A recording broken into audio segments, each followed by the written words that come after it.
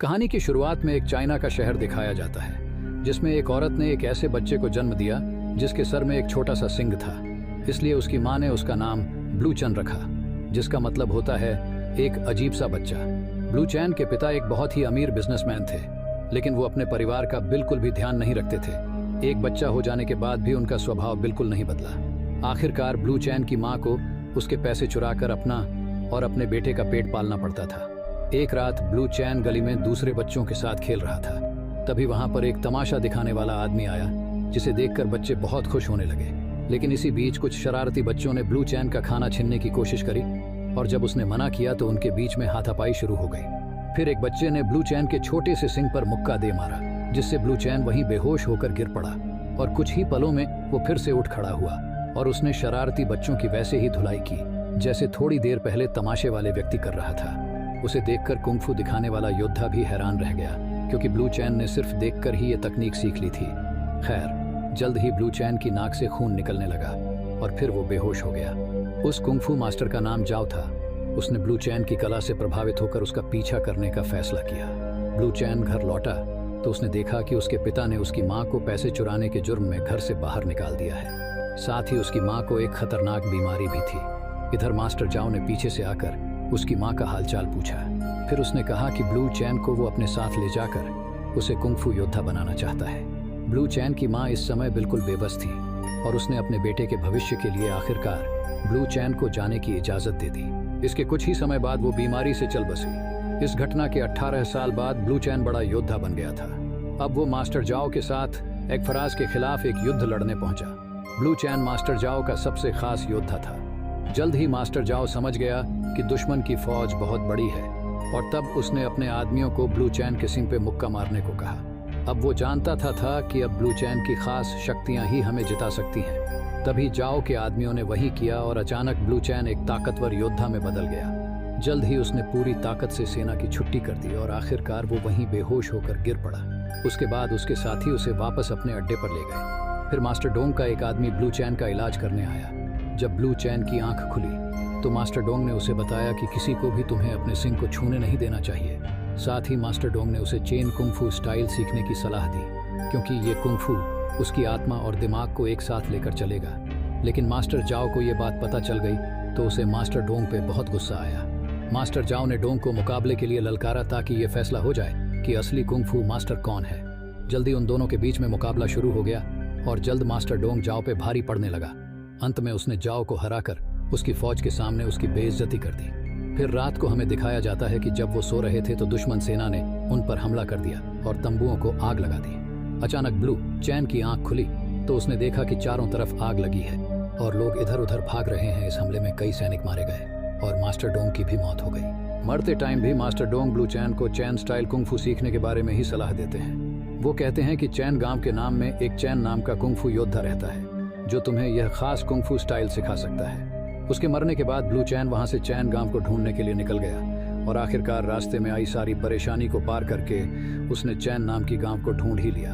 गांव में आते ही गांव वालों ने उससे सीधे मुंह बात नहीं करी और उसके साथ बहुत बुरा बर्ताव किया। उसे बताते हैं कि बाहर के आदमी को चैन कुंग-फू सीखने की इजाजत नहीं है। इतने में एक बड़ी सी गाड़ी ब्लू चैन के पीछे से आकर टक्कर मार देती है। फिर जल्दी से एक लड़की गाड़ी में से दौड़कर आई और उसने ब्लू चैन को संभाला और देखा कि कहीं लगी तो नहीं। उस लड़की का नाम यांग था। वो इतनी खूबसूरत थी कि ब्लू चैन उसे देखता ही रह गया। वो वहाँ अकेली नहीं थी, उसका बॉयफ्रेंड फैंग भी था जो उसके साथ आया था। फैंग गांव वालों से देखने में अलग था, क्योंकि वो अभी अभी यूरोप से अपनी पढ़ाई पूरी करके आया था। फिर यांग वहाँ से चली जाती है और एक गाँव वाले ने बताया कि यांग मास्टर चैन की बेटी है। ये सुनकर ब्लू चैन उसके पीछे भागने लगा, लेकिन तब तक वो अपने घर पहुंच चुकी थी। फिर शाम को दिखाया जाता है कि सब गांव वाले यांग के खास मीटिंग में शामिल होने आए हैं। वो इस मीटिंग में सब गांव वालों को कुछ दिखाना चाहती थी, जिसके बारे में फैंग यूरोप से सीख के आया था। फैंग यह चाहता था कि गांव में रेल की पटरियां लगे, जिससे कि गांव वालों का आना जाना और सरल बना रहे। उसने एक रोशनी का बल्ब भी बनाया, लेकिन उसे चलाते वक्त कोई गलती हो गई थी, जिस वजह से गाँव वालों ने उसका खूब मजाक उड़ाया और कहा कि यह क्या साइंटिस्ट बनेगा। तो इस सबसे फैंग आग बबूला हो गया। फिर अगले दिन ब्लू चैन यांग से मिलने आया और उसने मास्टर चैन के बारे में पूछा तो यांग ने कहा कि बाहर के लोग चैन कुंग-फू नहीं सिखा सकते।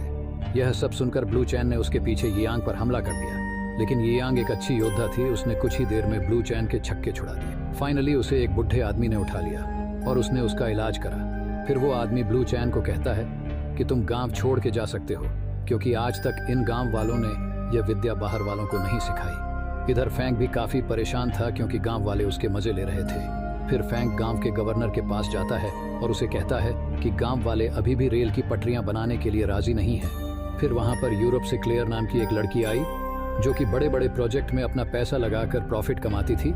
उसने गवर्नर को अपने जाल में फंसाया और कहा कि उसके पास एक ऐसी मशीन है जो रेल की पटरियां आसानी से लगा सकती है। फिर अगले दिन ब्लू चैन दोबारा से यांग के पास पहुंचा, तो आज भी उसने चैन कुंफू की मदद से ब्लू चैन की फिर से बैंड बजा दी। ब्लू चैन को पीटने के बाद यांग ने गांव वालों से कहा, अगर यह दोबारा यहाँ नजर आया तो इसे भगा भगा कर पीटना।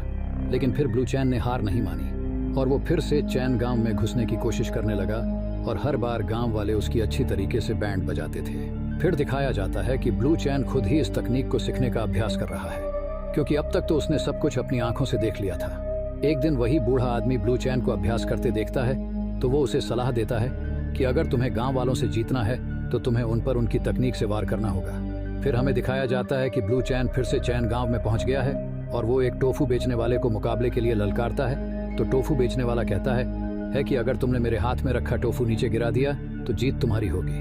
जल्दी मुकाबला शुरू हो गया और अब ब्लू चैन अपनी पूरी ताकत से लड़ने लगा। फिर उस बुढ़े आदमी की एक बात याद आई और उसने टोफू बेचने वाले को उसी की ही तकनीकों से हरा दिया। यह मुकाबला ऊपर से यांग भी देख रही थी और ब्लू चैन की मेहनत और लगन को देखकर वो काफी इंप्रेस हुई। मुकाबला जीतने के बाद ब्लू चैन उस बुढ़े आदमी के पास जाता है, लेकिन लड़ाई के कारण वो इतना थक गया कि वहीं पर बेहोश हो गया और साथ ही उसकी नाक से खून निकल गया। फिर हमें दिखाया जाता है कि फैंग भी क्लेयर की दी हुई रेल रोड मशीन को लेकर गांव में आ जाता है और वो सभी गांव वालों के घर तोड़कर वहां पर रेल की पटरियां बिछाना चाहता है। उसके साथ क्लेयर और उसकी टीम भी आती है। इसके बाद फैंग ने पूरे चैन गांव में गवर्नर का वारंट लागू कर दिया। वारंट में लिखा था कि पूरे चैन गांव के लोगों को अगले 6 दिन के अंदर अंदर चैन गांव खाली करना होगा। यह खबर सुनते ही यांग सीधा बात करने गांव के सरपंच के पास पहुंची, लेकिन सरपंच कहता है कि इस मुसीबत से बाहर निकलने का रास्ता किसी के पास नहीं है, सिर्फ एक आदमी को छोड़कर। यांग पूछती है, कौन है वो आदमी? तो सरपंच कहता है कि खुद मास्टर चैन। पर मास्टर चैन तो कुछ साल पहले ही गांव से गायब हो गया था। फिर शाम को यांग ने अपने पिता के बारे में जानकारी ढूंढने की कोशिश करी, तो उसने देखा कि फैंग क्लेयर से अपने प्यार का इजहार कर रहा है। ऐसा होते देख यांग अंदर से टूट गई, लेकिन उसने अपने दिमाग से काम लिया और वो वहां रखी रेल रोड मशीन की किताब चुराने लगी। फिर ब्लू चैन को दिखाया जाता है कि जब उसकी आंख खुली तो उसे पता चलता है कि वो उस बूढ़े आदमी के घर पर था। वो बताता है कि चैन गांव पर बहुत बड़ा खतरा मंडरा रहा है और वो चाहता है कि ब्लू चैन उस रेल की पट्टी बनाने वाली मशीन को तोड़ दे। बूढ़ा आदमी कहता है कि अगर तुम इस गांव में सफल हो जाओगे तो क्या पता गांव वाले तुम्हें अपना मसीहा मान ले और तुम्हें चैन गांव में शामिल कर ले। इस तरह तुम चैन कुंफू स्टाइल भी सीख सकते हो। ये सुनकर चैन की उम्मीद फिर से जाग उठी और वो बिना देर किए अपने काम पर निकल गया और जल्दी वो एक गोदाम में पहुंचा। वहां वो मशीन रखी हुई थी, लेकिन वहां घुसते ही उसका सामना यूरोप के तगड़े फाइटर से होता है और फिर वहां यांग भी आ जाती है और उसने ब्लू चैन का साथ दिया। यांग भी असल में इस मशीन को तबाह करने आई थी। फिर यांग ने ब्लू चैन को अपना प्लान बताया कि किस तरह वो इस मशीन को तहस नहस कर सकते हैं, लेकिन बदकिस्मती से फैंग और क्लेयर को उनके प्लान के बारे में पता चल जाता है, इसलिए वो भी यहाँ जल्दी आ पहुंचते हैं। तब तक यांग ने किताब से देखकर मशीन को खराब करने का तरीका पता लगा लिया था। फिर जैसे ही यांग ने वो बटन दबाया तो सभी लोगों में भगदड़ मच गई, क्योंकि इस बटन से मशीन में धमाका हो गया और क्लेयर उसी धमाके की शिकार हो गई और यांग धमाके के कारण बेहोश हो गई। लेकिन ब्लू चैन यांग को सही सलामत बचाकर गांव में ले आया। यह सब देखकर गांव वालों ने ब्लू चैन की बहादुरी की तारीफ करी और गांव को बचाने के लिए उसे धन्यवाद कहा। फिर वो बूढ़ा आदमी आता है तो सबको पता चलता है कि वो बूढ़ा आदमी कोई और नहीं बल्कि मास्टर चैन ही था। यह सब देखकर ब्लू चैन तो हक्का बक्का रह गया, क्योंकि यही वो आदमी था जिसे ब्लू चैन शुरू से ढूंढ रहा था। फिर मास्टर चैन गांव वालों को कहता है कि फैंग क्लेयर की मौत का बदला लेने अपनी फौज के साथ गांव पर जरूर हमला करेगा, जिससे यहाँ पर बहुत खून खराबा होगा। इसलिए मास्टर चैन ने गांव वालों को कहा कि उन्हें एक साथ होकर लड़ना पड़ेगा। जल्दी ही गांव वाले युद्ध की तैयारी में जुट गए और मास्टर चैन ने अपने टावर से देखा कि फैंग अपनी फौज के साथ यहाँ आ पहुंचा है, लेकिन ब्लू चैंग और उसके लोग फैंग की फौज का सामना करने को तैयार थे। फिर युद्ध शुरू हुआ और इधर यांग फैंग को अपने जाल में फंसाने की कोशिश कर रही थी। लेकिन फैंग को तो क्लेयर का बदला लेना था। उसने उसकी एक भी नहीं सुनी और इधर दिखाते हैं कि ब्लू चैन गांव वालों के साथ मिलकर फैंग की फौज का खात्मा कर रहा है। फिर उसने देखा कि एक सिपाही यांग को गोली मारने वाला है, तो वो यांग को बचाने के लिए उसके सामने खड़ा हो गया और गोली सीधे उसके सीने में आ लगी। जब यह सब मास्टर चैन ने देखा तो उसे इतना गुस्सा आया कि उसने अकेले ही फैंग और उसकी फौज की बैंड बजानी शुरू कर दी। फिर गांव वालों ने मिलकर फैंग और उसके फौज को गांव से भगा दिया। आखिरकार वो इस युद्ध में जीत गए और बेहोश ब्लू चैन को सरपंच के पास लाया गया और मास्टर चैन ने बताया कि ब्लू चैन ने देख देख कर चैन स्टाइल कुंग-फू सीख लिया था।